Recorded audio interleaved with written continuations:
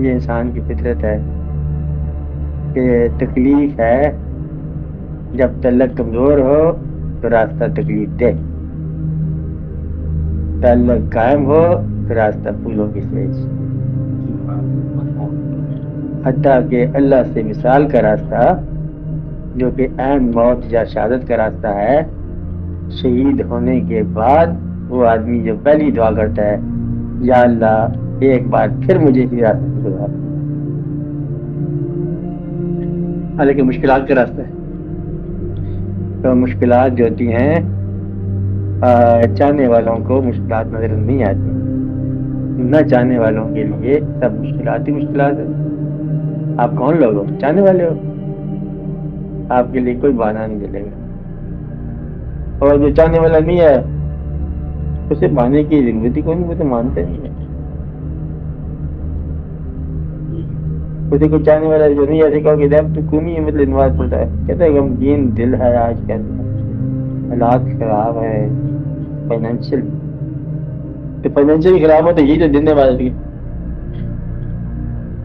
تو وہ جو بہانہ کرنے والا وہ کہتا ہے آج کل نہیں پڑ جاتا، کہتے اب کیوں نہیں پڑ جاتا ہوں، کہتے حالات اتنے ہیں اچھے لیکن میرے مشکل کرتے سارے دن کیا کھانا ہے، اب ٹائم نہیں ملتا۔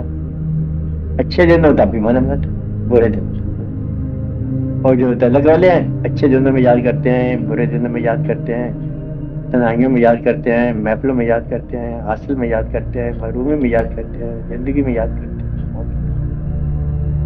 یہ اب آپ کی مرضی ہے، بہانہ بنا کے پیچھے ہٹ جاؤ یا جواب بنا کے آگے بڑھ جاؤ، ابھی آپ کی مرضی ہے، فیصلہ تیرے ہاتھوں میں، جو مرضی کرو۔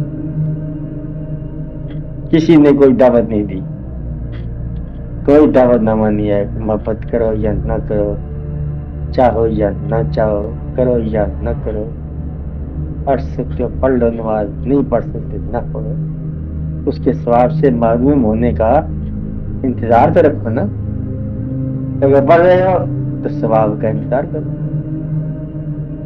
اس میں کوئی دقت کی بات نہیں۔ جو شخص کہتے ہیں ثواب لینا چاہتا ہوں عمل کے بغیر، اب اس سے پوچھو کیا کہہ رہے ہیں، یہ کیا کہہ رہے ہیں، یہ روزے بغیر عید گزارنا چاہتا ہے، مجھ سے پوچھو عید کیا ہوتی ہے؟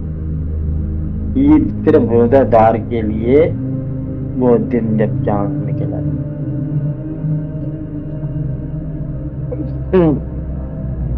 آپ روزہ بھی نہیں رکھتے، افطاریاں بھی کرتے ہو بغیر روزے کے، اور بغیر روزے کی عیدیں بھی کرتے ہو، پھر کہتے ہو کہ کوئی رمضان شریف کا فائدہ کیا ہے؟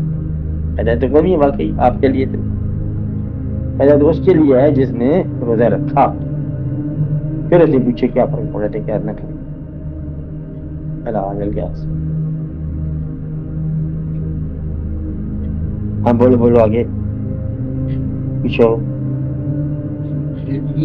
اونچا آواز۔ کہتے ہیں ہاں یہ بلائیں اور فتنے اللہ تعالیٰ نازل کرتا ہے انسان پر، تو اس سے درجات بنانے کے وہ بلائیں انسان کے درجات بند کرتی ہیں، ان کی علامتیں اور نشانیاں کیا ہیں؟ اس کی کوئی علامت نہیں ہوتی، صرف ایک علامت ہوتی ہے، ہر وہ تکلیف، ہر وہ غم، ہر وہ دکھ جو انسان کو اللہ کے قریب کر دے، وہ دکھ یہ ہے رافع الدرجات،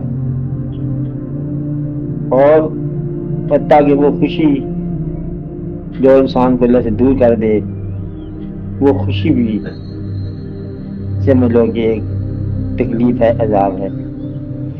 اس لیے اس کا سارے کا سارا لب باب یہ ہے کہ کسی ہونے والے واقعہ کے بعد آپ یہ دیکھو کہ آپ کا تعلق اللہ کے ساتھ بڑھا یہ کم ہوا، اگر بڑھ گیا تو تکلیف مبارک، کم ہو گیا تو پھر خوشی بھی آپ کے لیے بڑا نقصان دہ۔